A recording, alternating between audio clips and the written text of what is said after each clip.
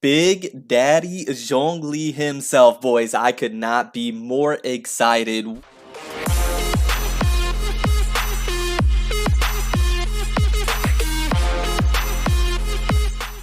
Welcome back to the channel. Welcome back to Further Beyond Gaming. My name is Cody GT, and welcome back to another Genshin Impact video. Now, Genshin Impact's official Twitter page and on their website have officially released a banner for Big Daddy Zhongli, as well as information pertaining to what we're going to be able to obtain on December 1st, what we're going to be able to take part in. So I'm going to leave a link to their official Twitter page and website in the description down below. But I thought this would be a good opportunity to talk about whether Big Daddy Zhongli's banner is worth pulling on or not, whether you're free to play or pay to play. We're going to go more into detail about the characters and constellations and what they're bringing to the table. But if you want a quick answer and don't want to, go into that detail, yes, I believe it is worth pulling on, and I think you should spend your primos here. So let's go ahead and we're going to jump into the information really quickly. So we have Big Daddy Zhongli's banner coming here on December 1st. There's more details on the official website. We have the Seize the Day daily login event. We have the weapon banner, the epitome invocation. I think I'm going to do a separate video for that one, because if I do that in this video, it might be a little too lengthy. We have a new chapter quest there, and then of course the trial event that they always provide when they drop new characters. So if you want to try the characters out before you do pull and see if it's worth it for you, then you can do that, and you can wait. So let's go ahead and jump into the reasons why I think this banner is worth pulling on, whether you're free to play or pay to play, as I think this is a good way to spend your primo. So we're going to take a look at the Big Daddy Zhongli himself, and that is just taking a look at some of his talents and what he's bringing to the table for you. So I'm not going to go into constellations, just because I don't believe it's going to be realistic for most individuals. Most individuals are probably going to pull one and be done, kind of like myself. I would love to pull more, but realistically, of that happening is not too high. So unless you're going deep, extremely deep on the banner, which I might. But anyways, let's talk about what he's bringing to the table. So if we take a look at his normal attacks, Rain of Stone, perform up to 6 rapid strikes. That's pretty standard. And then the charge attack consumes a certain amount of stamina to lunge forward, causing stone spears to fall along his path. If you've seen any gameplay, you know what that looks like. Now, if we take a look at his elemental skill, the Dominus Lapidus, I hope I said that right, I probably butchered that, has a tap and a hold feature. So the tap commands the omnipresent power of the earth to solidify into a stone stele, dealing AoE geo damage. Additionally, the stone will resonate with other geo constructs in the vicinity, dealing geo damage to surrounding enemies. The stone is considered a geo construct and can be both climbed and used to block attacks. Only one geo construct may exist at any one time. So this is a really, I wouldn't say unique elemental skill, but it is one that could be beneficial in being able to apply more damage. It has a bit of an AoE, and maybe on his constellations, I can't remember right now, I believe the AoE might increase, so the radius of it, and you can use it to climb and block attacks and things of that nature. So that is the tap. And then if we take a look at the hold, it causes nearby geo energy to explode, causing the following effects: creates a shield of jade. The shield's damage absorption scales based on Zhongli's max HP and absorbs geo damage 250% more effectively.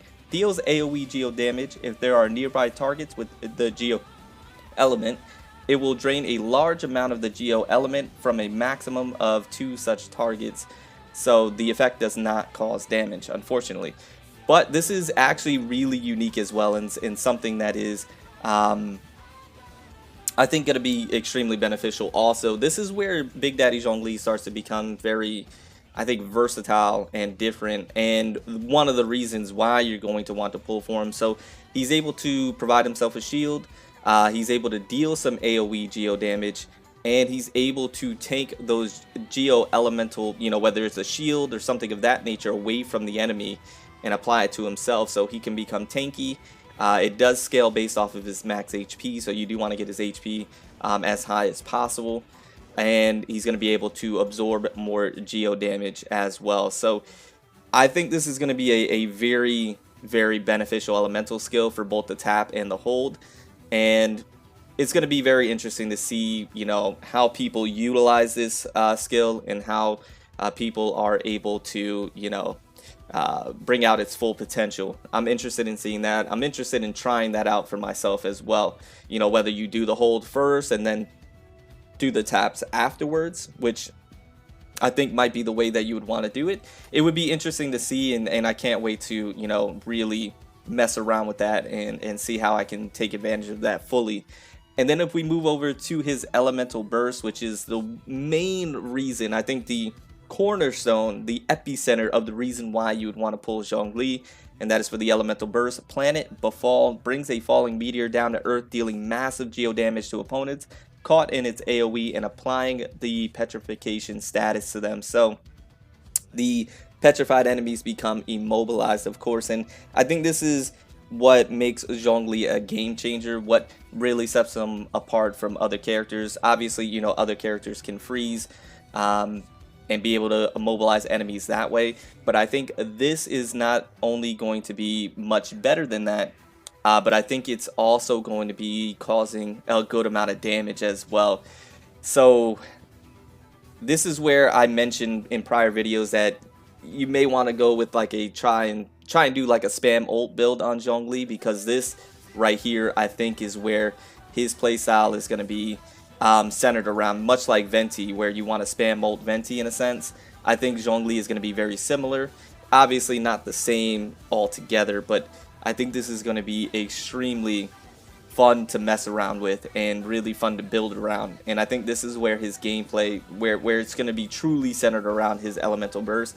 Like, his elemental skill is going to be something that you focus on as well, and it's going to be very fun to play with. But I think his elemental burst is really where Zhongli shines and where he's going to be the most useful. What sets him apart from other characters, the reason why you pull for him, right, is for this right here. So really, really cool. I cannot wait, and I think that's one reason to go ahead and pull on the Zhongli banner for that, and of course for Zhongli himself. So let's take a look at the other characters that we have on this banner. So we have Xinyan, of course, coming with Zhongli. We have Razor, and we have the boy Chongyun. So these characters I think are all fantastic. I think Xinyan, I mentioned this in my last video, I think is going to be a really good character. I think she's going to be a little underrated. So yeah, I think she's a sleepy good character. A sleeper good character. Razor is absolutely phenomenal as a Razor main. He is just, he's amazing, be quite honest with you. And if you get dupes on him, he just becomes that much more amazing. Another reason why I'm going to be going hard on the banner. And then Chongyun is absolutely fantastic as well.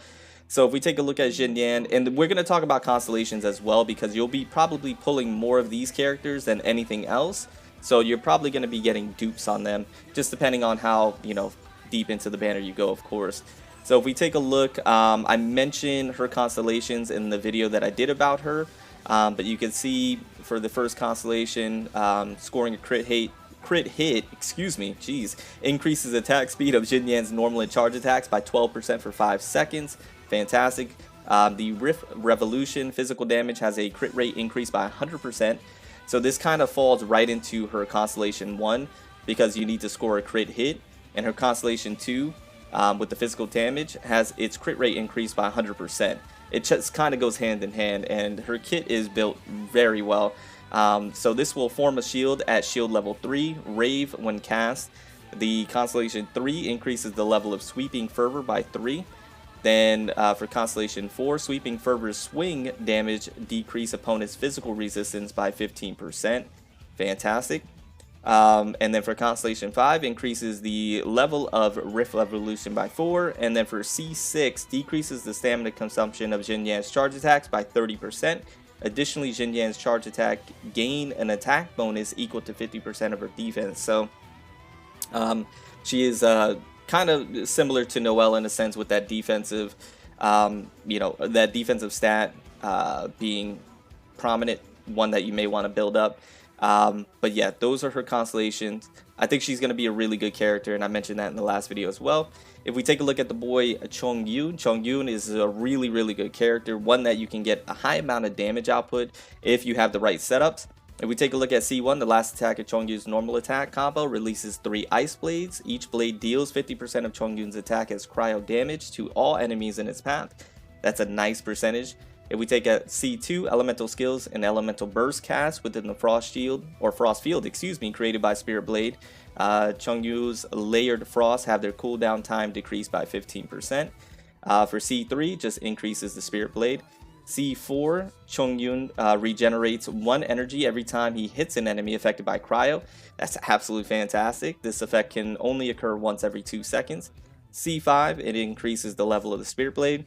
And then for C6, Spirit Blade Cloud Parting Star deals 15% more damage to enemies with a lower percentage of their max HP remaining than Chongyun. The skill will also summon 1 additional Spirit Blade.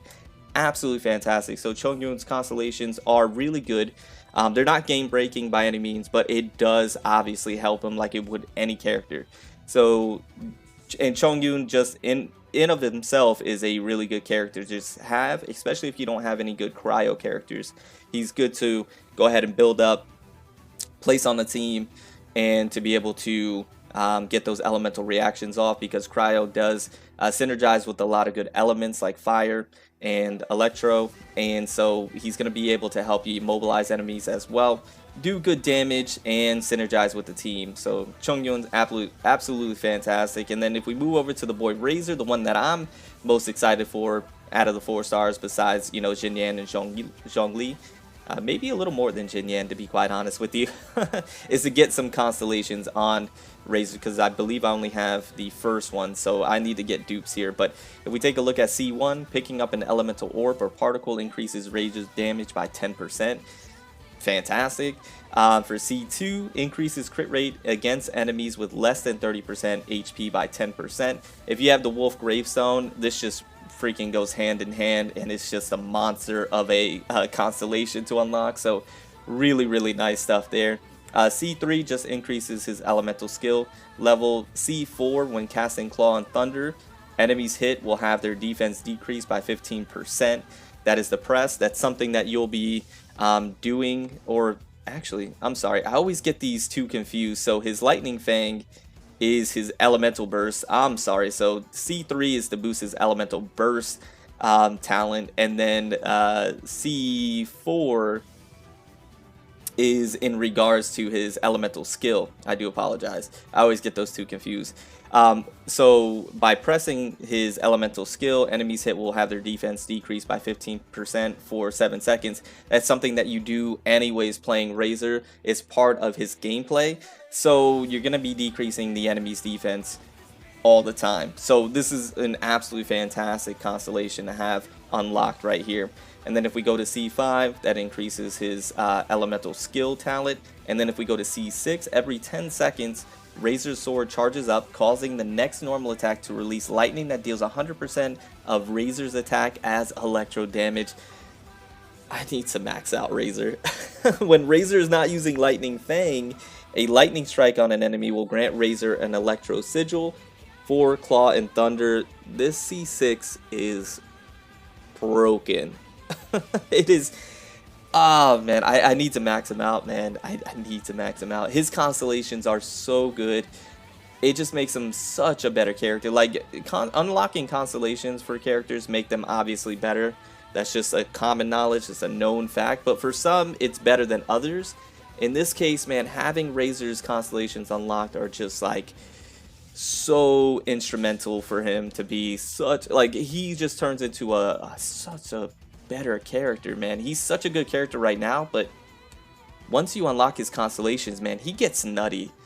He starts to get extremely nutty. So yeah, these characters are good to get their constellations unlocked, so it's another good reason to go ahead and pull for them. They're all good characters. The only downside is that they're all Claymore users. I know that's kind of a hindrance to this banner, but you know, regardless, Claymore users are always super valuable, especially if you don't have any good ones on your team or just don't have one in general. This is just a extremely valuable banner right off the bat. But all these characters are fantastic. All these characters are beneficial, and they can all help your account, especially if you're free to play, especially if you're just starting the game. These characters are going to be really good for you, help you progress easily, because you're getting a main DPS in not Zhongli, excuse me, in Razor. So having a main DPS on the team is very important. And then you're getting a good secondary DPS, or even a another main DPS, as well as a very good supporting character in Chongyun, who is Cryo, can go ahead and synergize with Razor very well, or even Jinyan very well, and be able to freeze enemies and keep them immobilized, be able to do damage himself. Jinyan being able to be a tank for you and be able to do some decent damage herself. And then if you get the chance to pull Big Daddy Zhongli, you have a game-changing unit, in my opinion, with an ultimate that I think is going to be broken if, I think it's going to work the way I believe it's going to work. So, I think this is an absolutely fantastic banner. I think you should be pulling on this, whether you're a veteran of the game, which veteran, it's only been out for so long, whether you've been playing the game since launch, or if you're just starting, whether you're free to play or pay to play, I think this banner is going to be worth it for everybody. So, yeah, guys, that is the video. I know it's a bit of a lengthy one, but I just wanted to make sure I hit all the points. I hope you enjoyed. I hope you got something from it, and I hope you have the best of luck in your pulls if you are pulling. If you're not, let me know in the comments down below why you're not pulling. But like I mentioned, I will be going live on December 1st for it. It's going to be an absolutely fantastic time, so make sure you come out. And yeah, I'm going to get out of here. Remember to stand out, be different, have fun, go further beyond in everything that you do. And until next time, my boys, until next time, it's your homie Cody GT, and I'm out. Bye, guys.